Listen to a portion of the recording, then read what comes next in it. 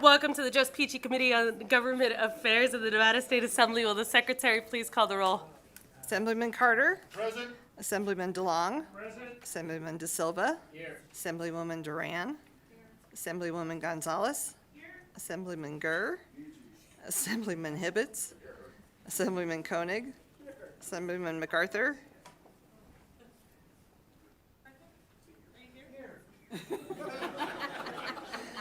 Assemblyman Wynn. Assemblywoman Taylor. Assemblywoman Thomas. Chair Torres. Welcome to the audience here in Carson City, those joining us by video conference in a very packed room in Las Vegas, and those joining us over the internet. Just a couple housekeeping items before we get started. Just please remember to silence your electronic devices. If you wish to testify, please sign in at the table by the door and provide a business card to the committee secretary. For those joining online, please be sure to mute your microphone when you are not speaking to minimize any background noise. When testifying, please turn on the microphone and clearly state your name and affiliation, if any, for the record. Then turn the microphone off each time you are done speaking. Handouts should have already been provided to committee staff. We expect courtesy and respect in our interactions during the meeting, even if we do not agree with one another's position. Committee members will be using their laptops to view handouts and other documents. Please do not view this as a sign of disrespect or inattention. Public comment will be taken at the end of the meeting. Each person will be limited to 2 minutes. In addition, the public may submit written testimony to the committee up to 24 hours after the hearing.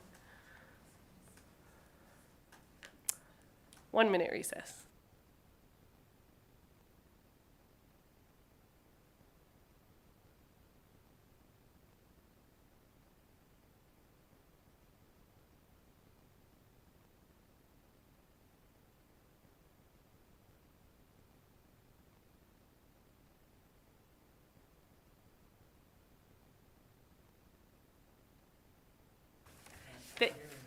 The Assembly Committee on Government Affairs will reconvene. I know Assemblyman MacArthur just wants the audience and the record to reflect that he's feeling just peachy today.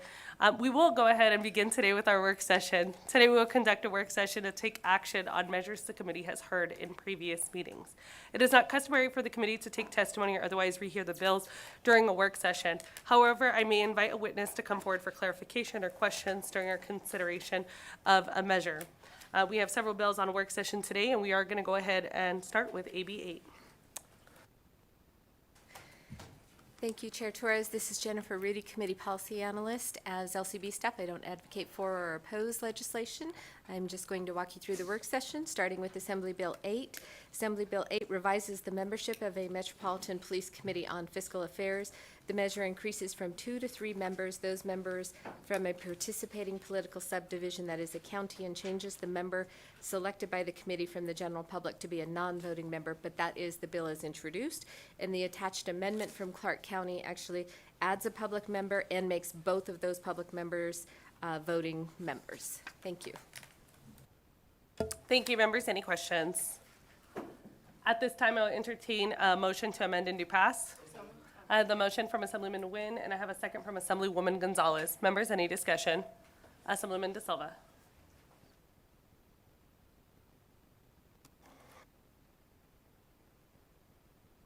Thank you, Madam Chair. I'll be voting yes today, but I do want to reserve my right to vote no on the floor. I have some concerns about the powers dynamics on the on this new commission, and hopefully we can work that out. Thank you, Madam Chair. Thank you, Assemblyman De Silva. Members, any additional questions? All right, at this time, we will take a vote. All in favor, please say aye. Aye. Any opposed? Nay. If I could just have the nays raise their hands. Assemblyman MacArthur, Assemblyman Koenig, Assemblyman Hibbets, Assemblyman Gurr, and Assemblyman DeLong. This motion does carry, and I will go ahead and assign the floor statement to myself. We'll go ahead and continue on with AB 173. Thank you, Chair Torres. Jennifer Rudy, Committee Policy Analyst. Assembly Bill 173 requires the contractors who submit one of the 3 lowest bids for certain public works projects to provide the names of each first-tier subcontractor who will perform work for the project for which the subcontractor will be paid not less than $50,000. There is an attached amendment that does change that $50,000 threshold to $100,000. And actually, if you look at the amendment, there is also the addition of the words if applicable, are added after the number of the license issued to capture individuals who are not required to be licensed or aren't licensed. Thank you. Thank you. Members, any questions? Seeing none, I will entertain a motion to amend and do pass for AB 173. I have the motion from Assemblywoman Gonzalez, and I have the second from Assemblyman Hibbets. Do we have any discussion? All in favor, please say aye. Aye. Any opposed? Nay. All right, this motion does carry, and I will go ahead and assign the floor statement to Assemblyman Gray. All right, let's carry on with AB 305. Thank you, Chair Torres. This is Jennifer Rudy, Committee Policy Analyst. Assembly Bill 305, as introduced, requires that at least 5% of the hours of labor that is required to be performed by apprentices on certain public works projects must be performed by women who are veterans or in a minority group. Minority group means a racial or ethnic minority group or a group of persons who identify as lesbian, gay, bisexual, transgender, queer, intersex, or any other non-heterosexual or non-cisgender orientation or gender identity or expression. The measure provides that such requirements do not apply to a contract for public work for which bids have been submitted before January 1st, 2024. However, there is an attached amendment, and that would change it to just applying to performed by women. So that would take out the minority group definition and the different qualifications for women veterans. It would just apply to women, and it says to the extent practicable, and changes the 5% to 2 and 1%, as you'll see on the amendment. Thank you. Thank you. Members, any questions? Seeing none, at this time, I'll entertain a motion to amend and do pass on AB 305. I have the motion from Vice Chair Duran, and I have the second from Assemblyman Nguyen. Members, any discussion? All right, all in favor, please say aye. Aye. Any opposed, nay? No. If you could raise your hand for the nays. I have a nay from Assemblyman Gurr and Assemblyman DeLong. All right, this motion does carry. And I will assign the floor statement to Assemblywoman Monroe Moreno. All right, we will carry on at this time with AB 312.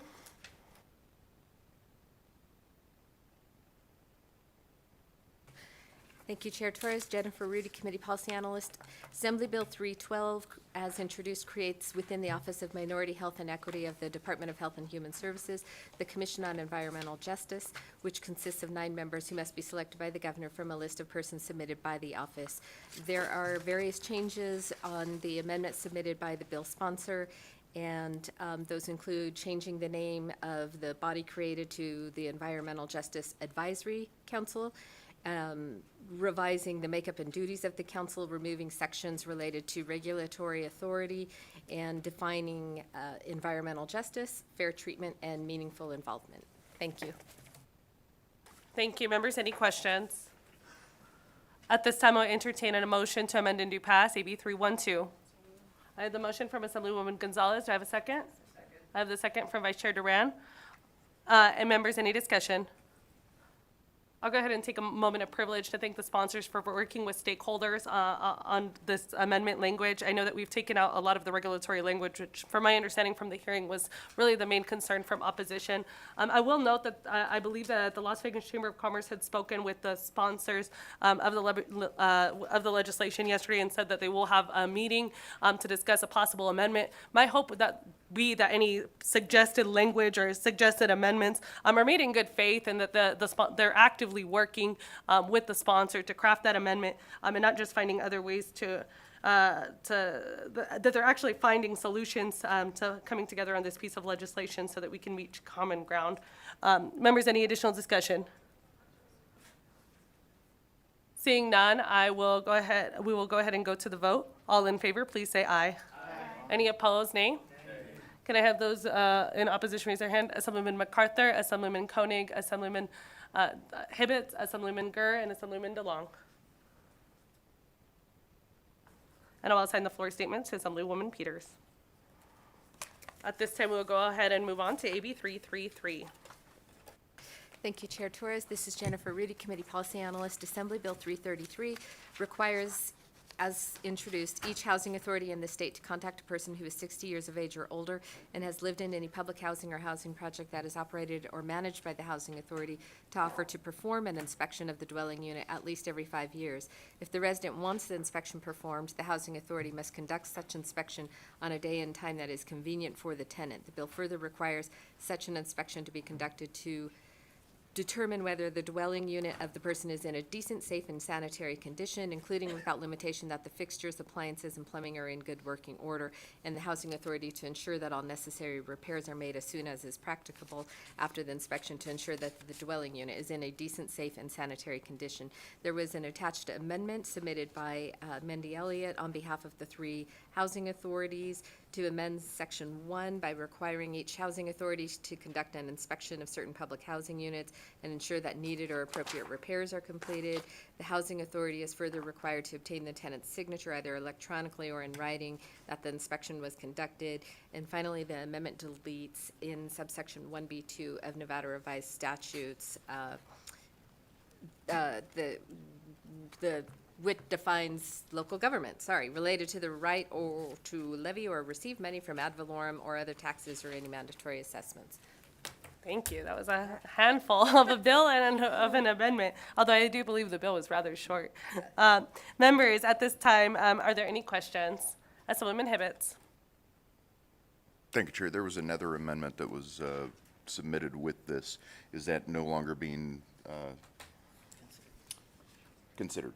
Thank Sorry, you. I couldn't think of the word. And thank you for the question, and I'll go ahead and clear that up too, because I believe yesterday when we had the work session document, which is part of the reason I pulled it, there were 3 different amendments that were there, including one that was a mock-up, one that was actually the exact same as something that's already in this amendment. So those 2 have been withdrawn, and only the only amendment being considered today is the amendment presented by Ms. Mindy Elliott, and it is a friendly amendment that makes the clarifications that were stated earlier by the policy analyst, and then also amends the change to local government in NRS 354. Thank you for the clarification, Chair. Thank you. Members, any additional questions? All right, at this time, we will go ahead and I will entertain a motion on AB 333. I have the motion from Assemblywoman Thomas, and I have the second from Assemblyman De Silva. Members, any discussion? All right, all in favor, please say aye. Oh, wait, one moment. Assemblyman Gur? Sorry, Madam Chair. I'm going to vote no on this, for one reason. It's an unfunded mandate, and the people who elected me said the last thing you do is vote for an unfunded mandate in anything. So it affects local governments and county governments. So that's the reason I'm voting no. The rest of it is a good idea, but I just wanted to explain that. Thank you. Thank you. Assemblyman DeLong? Oh, okay, perfect. All right, at this, we're a chatty committee this morning. At this time, we'll go ahead and take the vote. All in favor, please say aye. Aye. Any opposed, nay? I have a nay from Assemblyman MacArthur and Assemblyman Gur. All right, this motion does carry, and I will go ahead and assign the floor statement to Assemblywoman Duran. We'll carry on with AB 376. Thank you, Chair Torres. This is Jennifer Rudy, Committee Policy Analyst. Assembly Bill 376 provides that all eligible employees in the classified public service of the state are entitled to take 8 weeks of paid family leave over the course of a 12-month period to bond with a newborn child of the employee or a newborn child of the domestic partner of the employee, bond with the newly adopted child of the employee, recover from or undergo treatment for a serious illness, care for a seriously ill member of the immediate family of the employee, or participate in a qualifying event resulting from the military deployment to a foreign country of an immediate family member of the employee. To be eligible for such paid family leave, an employee must be a permanent employee in the classified service of the state, and be employed for not less than 12 consecutive months, have accrued not less than 40 hours of sick leave, and have used any accrued sick leave in excess of 40 hours before taking paid family leave. The bill further requires an appointing authority to pay an employee on paid family leave 50% of the regular wage the employee would have earned if the employee was not on leave, and prohibits the appointing authority or designee of the appointing authority from denying an eligible employee paid family leave or retaliating or taking any adverse action against an employee for taking paid family leave. The attached amendment from the Office of the State Treasurer expands eligibility to include all state employees employees. So that would include non-classified and unclassified. Thank you. Thank you, members. Any questions? Doesn't appear that there are any. At this time, I will go ahead and entertain a motion to amend and do pass on AB 376. I have the motion from Assemblywoman Thomas. Do I have a second? I have a second from Assemblywoman Taylor. Members, any discussion? All right, at this time, we will go ahead and vote. All in favor, please say aye. Any opposed? Nay? All right, this motion does carry. And I will go ahead and assign the floor statement to Assemblywoman Marzola. We will go ahead and proceed with AB 391. Thank you, Chair Torres. This is Jennifer Rudy, Committee Policy Analyst. Assembly Bill 391 authorizes a local government to award a preference of 5% to certain contractors who bid on a contract for a public work for which the estimated cost exceeds $250,000, a public work involving a construction manager at risk, a public work involving a design-build team. To receive the preference, a contractor must sign an affidavit ensuring that at least 50% of the workers employed on the public work for the duration of the project reside within the jurisdiction of the local government or within a certain specified distance of the jurisdiction of the local government as provided by the local government. See attached amendment. It deletes all sections of the bill except the effective date and adds the authority for a local government or governing body of a local government to enter into a pre-hire agreement for the provision of construction labor on public works or a series of public works projects, or direct a contractor hired to complete such public work or services of public works to enter into such an agreement. As you can see on the first page of the amendment. The rest is really deleting it, but the first page of the amendment is the new provisions of the bill. Thank you. Members, any questions? At this time, I'll entertain a motion to amend and do pass on AB 391. I have the motion from Assemblywoman Duran, and I have a second from Assemblywoman Gonzalez. Members, any discussion? All right, at this time, we'll go ahead and take a vote. All in favor, please say aye. Any opposed? This motion does carry. And I will go ahead and assign the floor statement to Assemblywoman Monroe Moreno. And I think we have our final bill on work session for the day, AB 423. Thank you, Chair Torres. This is Jennifer Rudy, Committee Policy Analyst. Assembly Bill 423 prohibits a Board of Trustees of a school district from taking any action at a regular or special meeting after 11:59 p.m. on the day of the meeting and before 8 a.m. the following day. The bill authorizes but does not require a Board of Trustees to restrict public comment at a regular or special meeting if the public comment meets one or both of the following criteria: is a topic that is not relevant to or within the authority of the Board of Trustees, or is willfully disruptive of the meeting by being slanderous or offensive. The conceptual amendment attached creates an exemption for subsection 6 of section 1 for an emergency as defined in the open meeting law that impacts the school district and requires the meeting to reconvene no earlier than 24 hours after the originally scheduled time, but no later than 3 business days after the originally scheduled date, or to allow the board to add the agenda items to its next scheduled meeting. Thank you. Thank you. Members, any questions? Assemblywoman Taylor. Thank you, Madam Chair. The only question I have on this is, and I'm not sure the correct way to get this considered. This is on number 2 of the amendments. It requires the board, the very end of it, to add the agenda items to the next scheduled meeting. I'm hoping that can be amended to an upcoming meeting, because there are times when the next scheduled meeting isn't appropriate. For an example, I use my own experience. Sometimes in the Washoe County School District, meetings are held at schools or in Incline, or even sometime in Gerlach, and that might not be an appropriate place for a controversial item to appear on the meeting. Or sometimes the next scheduled meeting is, let's say it's a special meeting because you're going to hire a superintendent and they're all interviews. That probably wouldn't be the appropriate time. I would submit to continue the discussion on a controversial item. So I just want to give those boards of trustees a little flexibility as to when they schedule to continue the conversation on that item.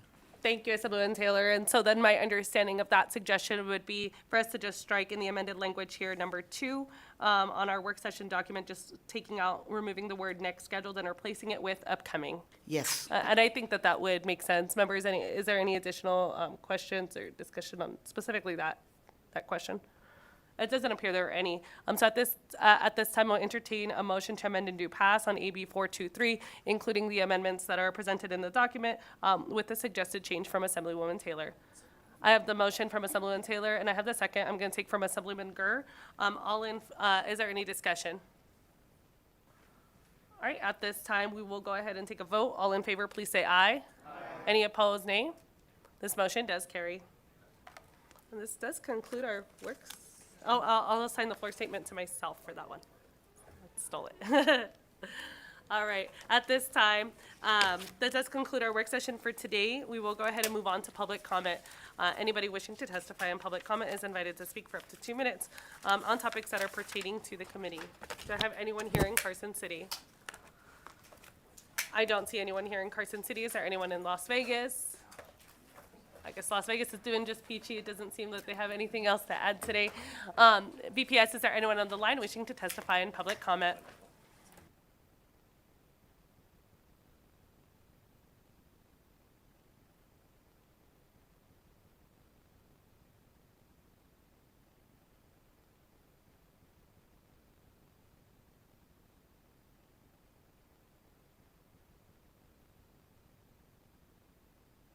BPS, is there anyone on the line?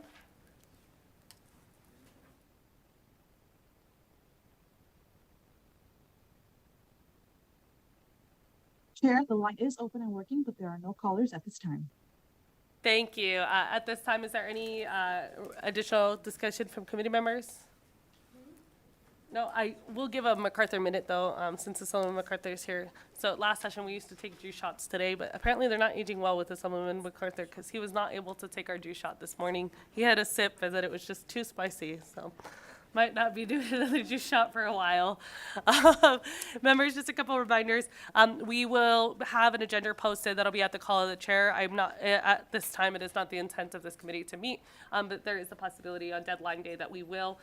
So I will post an agenda. It'll just be at the call of the chair, so I have no additional information on that at this time, but I will make sure that members are posted and kept updated as necessary. Additionally, I wanted to make sure that we thanked Assemblywoman Gonzalez for our phenomenal Thai New Year gifts that we received, goodies that we received on our desks. It made our day just peachy. Thank you. At this time, we will go ahead and adjourn.